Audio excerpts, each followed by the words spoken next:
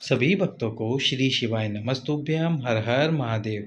30 जुलाई को रवि प्रदोष पड़ रही है। प्रदोष के दिन प्रदोष काल में आप ये उपाय करें, निश्चित रूप से आपको संतान की प्राप्ति होगी। और यदि कोई ऐसा व्यक्ति जो आपकी जानकारी में है वो गलत संगति में है या फिर मदिरा का सेवन करता है तो वह मदिरा भी छोड़ देगा। अब इसमें आपको क्या करना है, प्रदोष काल में ये उपाय करना है। प्रदोष काल कौन सा होता है? जब सूर्य अस्त हो। तो सूर्य अस्त होने से 45 मिनट पहले और 45 मिनट बाद का जो समय हो वह प्रदोष काल कहलाता है। जैसे मान लीजिए 7 बजे सूर्य अस्त होता है, तो 7 बजने से 45 मिनट पहले यानी 6:15 से लेकर 7:45 का जो समय है वो प्रदोष काल कहलाता है। अब इस प्रदोष काल में आपको ये उपाय करना है। उपाय है श्रम्भेश्वर महादेव। जब आप उपाय करेंगे तो श्रम्भेश्वर महादेव का नाम स्मरण अवश्य करें।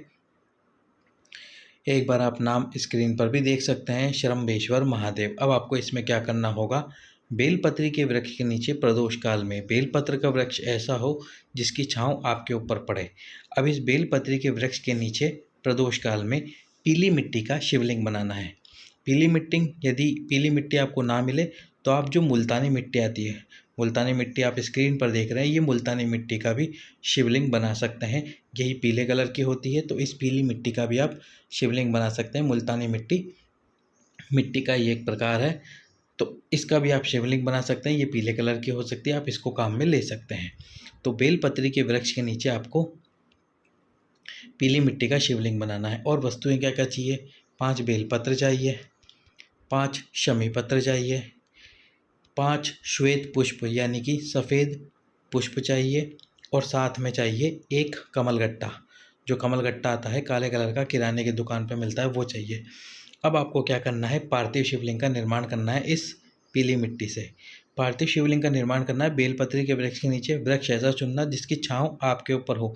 छोटे से वृक्ष के नीचे आप उपाय कर लेंगे, उपाय सफल नहीं होगा, फिर आप मेरे से बोलेंगे मैंने उपाय किया, सफल नहीं हुआ, कमेंट करेंगे। तो इसलिए इस बात का ध्यान रखें, बेलपत्री के वृक्ष के नीचे ही उपाय करना है। अगर पेड़ ना मिल रहा हो बेलपत्री के वृक्ष के नीचे, बेलपत्र का पेड़ ना मिल रहा हो तो उपाय ना करें। उपाय जब करें जब आपको बेलपत्र का वृक्ष मिल जाए। 30 जुलाई की रवि प्रदोष है। अब जो अगले महीने प्रदोष आएगी उस पे भी आप ये उपाय कर सकते हैं। ये रविवार की प्रदोष पड़ रही है, अधिक मास का महीना पड़ रहा है, सावन का महीना पड़ रहा है, इसलिए विशेष दिन है। तो विशेष दिन ये उपाय करने पे लाभ अधिक प्राप्त होगा। तो अब आपको पार्थिव शिवलिंग का निर्माण करना है। सबसे पहले 5 बेलपत्र समर्पित करना है। उसके पहले दूध और जल अर्पित करना है। जैसे आप शिव जी की पूजा करते हैं वैसे ही पूजा करनी है। चंदन लगाना है। आपके पास में गुलाल हो, अबीर हो, समर्पित कीजिए। नहीं हो तो कोई बात नहीं, चावल अक्षत समर्पित कीजिए। उसके बाद 5 बेलपत्र समर्पित कीजिए, 5 शमी पत्र समर्पित कीजिए, 5 श्वेत पुष्प समर्पित कीजिए और एक कमलगट्टा समर्पित कर दीजिए। ये वस्तुएं समर्पित करने के बाद में आपको लेनी है, या तो गेहूँ के दाने ले लीजिए, या फिर जो बाजरा आता है, खाने वाला जो बाजरा आता है उस बाजरे के दाने ले लीजिए, या फिर जो जौ आती है, आपने देखा होगा जौ की रोटी बनती है, जो जौ आती है वो जौ ले लीजिए। एक बार आप देख भी लीजिए कि तो मुल्तानी मिट्टी हो गई, कि गेहूं के दाने हैं, ये जौ के दाने हैं जो आप देखा होगा, और ये है बाजरे के दाने यानी कि बाजरा, जिसको बाजरा कहता है, खाने वाला बाजरा। तो अब आपको इसके दाने लेने होंगे। दाने कितने लेने हैं? जब आप पूजा कर रहे हो बेलपत्री के वृक्ष के नीचे श्रम्भेश्वर महादेव का नाम लेते हुए, अब आपको ये दाने समर्पित करने हैं। दाने कितने समर्पित करने हैं? जितने आप खा सकें, जितने दिन आप खा सकें। जैसे कि आपने पूजा करी, आपने गेहूं के दाने समर्पित कर दिए पार्थिव शिवलिंग के ऊपर। अब इस पार्थिव शिवलिंग सबसे अंतिम में गेहूं के दाने समर्पित करने हैं, और फिर उसके बाद दीप प्रज्वलित करना है। दीप प्रज्वलित करने के बाद में लंबी बाती का दीप प्रज्वलित कीजिए।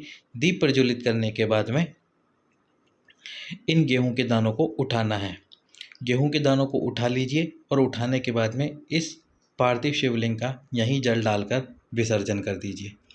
अब आपने जितने भी दाने समर्पित करे हों आपके अनुसार, वो 7 हो गए, 5 हो गए, 11 हो गए, 21 हो गए या 31 हो गए, ये दाने आपको प्रतिदिन एक एक खाना है। जिन माताओं बहनों की संतान नहीं हो रही उनको सुबह उठ के बिना कुछ खाए सबसे पहले यही एक दाना खाना है। जैसे आपने 21 दाने समर्पित करें हैं तो आपको प्रतिदिन एक दाना खाना है। एक दाने से लेके 21 दिनों तक ये 21 दाने खाने हैं। यदि 31 समर्पित करें हैं तो 31 दिन तक खाइएगा। 51 समर्पित करें हैं तो 51 दिन तक खाने हैं। उसी प्रकार यदि किसी व्यक्ति को शराब की लत लगी हुई है तो उसको ये दाने आपको खिलाने हैं। अब उसके तो आप खाने में डाल कर भी ये दाने दे सकते हैं, क्योंकि उसको यदि बोलोगे सुबह उठ के ये दाना खाना है तो वो 10 प्रश्न पूछ लेगा कि क्यों खिला रहे हो, किस लिए खिला रहे हो। तो इसलिए आप उसके खाने में ये दाना डाल दीजिए, सब्जी में डाल दीजिए, रोटी में डाल दीजिए, बस ये एक दाना डाल दीजिए। उसको भी आपको उतने दिन ही खिलाना है जितने दिन आपने दाने समर्पित करे हो। जैसे 7 दिन के दाने समर्पित करें तो प्रतिदिन एक एक दाना खिलाइए। 21 दिन के समर्पित करे हैं तो प्रतिदिन एक एक दाना खिलाइए। 31 दिन के समर्पित करें तो प्रतिदिन एक एक दाना खिलाइए 31 दिनों तक। इस प्रकार से संतान प्राप्ति के लिए माताएं बहनें इन दानों को खाएं। तीनों में से कोई भी आप ले सकते हैं, जौ, बाजरा या गेहूँ, तीनों नहीं लेने हैं, केवल एक लेना है। और उसी प्रकार जिस व्यक्ति को ये खिलाएंगे आप शराब छुड़ाने के लिए, उसके लिए भी आप जौ, बाजरा या गेहूँ तीनों में से एक ले लीजिए। चढ़ाने के बाद में विसर्जन करने से पहले इन दानों को उठा लेना, उसके बाद में शिवलिंग का विसर्जन करना। और उसके बाद आपके घर में यदि पेड़ है तो घर में प्रवेश कर जाना, कहीं बाहर पेड़ हो तो बाहर से आके घर में प्रवेश कर जाना। और फिर ये दाने प्रतिदिन एक एक खिलाता जाना। शराब छुड़ाने के लिए एक एक खाना और संतान प्राप्ति के लिए भी एक एक खाना। इस प्रकार से ये उपाय कीजिए। इस बात का ध्यान रखना, जब जब आप उपाय कर रहे हो, पूजा कर रहे हो, शरम्बेश्वर महादेव का नाम स्मरण करना ना भूलें। शरम्बेश्वर महादेव, डिस्क्रिप्शन बॉक्स में आपको नाम दिख जाएगा शरम्बेश्वर महादेव, या टाइटल बॉक्स में भी दिख जाएगा शरम्बेश्वर महादेव। सभी भक्तों को श्री शिवाय नमः।